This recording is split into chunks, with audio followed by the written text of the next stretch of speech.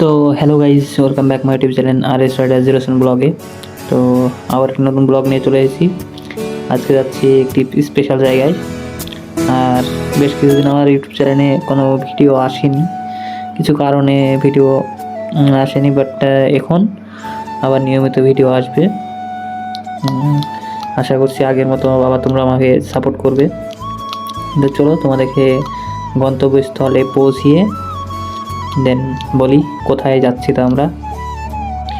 তো আমরা এখন পৌঁছে গেলাম ভারত ও বাংলাদেশের বর্ডার, যেটা ভারতের শেষ সীমানা। আর পাশে আছে পদ্মা নদীর ওপারে বাংলাদেশ আর এই পারে ইন্ডিয়া। আমরা এখন বাংলাদেশ থেকে জাস্ট কয়েক মিনিটের দূরত্বে আছি। চলো তোমাদেরকে ব্যাক ক্যামেরায় দেখাই। তো বন্ধুরা, সামনে যেটা দেখতে পাচ্ছ এটাই সেই পদ্মা নদীর ইলিশ খুব বিখ্যাত।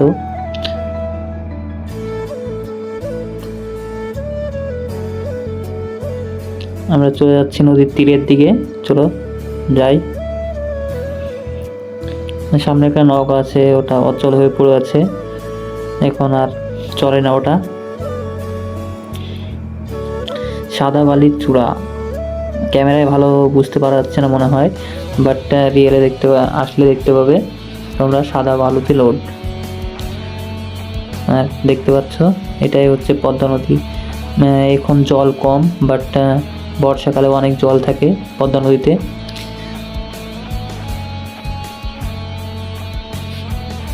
আর দেখতে পাচ্ছ এটা হচ্ছে ইন্ডিয়া, সেই কারণে নৌকোতে ইন্ডিয়ান ফ্ল্যাগ দেওয়া আছে।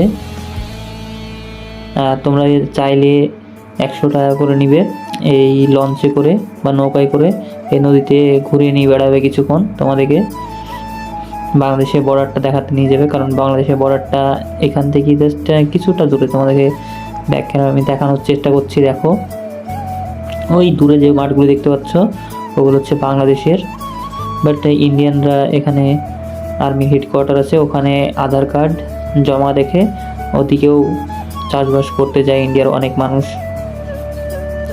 সেটা এখানকার স্থানীয় লোকের কাছে জানতে পারলাম। তোমাদেরকে জুম করে দেখানোর চেষ্টা করছি। দেখো ওই যে একটা ফ্ল্যাগ উঠছে, ওটা হচ্ছে বাংলাদেশের ফ্ল্যাগ। ওখান থেকে বাংলাদেশটা স্টার্ট হচ্ছে, আর এপারে ইন্ডিয়া। তোমাদেরকে এটা হচ্ছে, আর যেটা দেখতে পারলে ওটা হচ্ছে বাংলাদেশের পুলিশের হেডকোয়ার্টার। তো আমরা ওখান থেকে চলে আসলাম। আর নদীর এপারে অনেক খাবারের দোকান আছে, তোমরা চাইলে এখানে খাবার খেতে পারো, যা চাইবে তাই খেতে পারবে। এখানে অনেক খাবারের স্টল রাখা হয়েছে।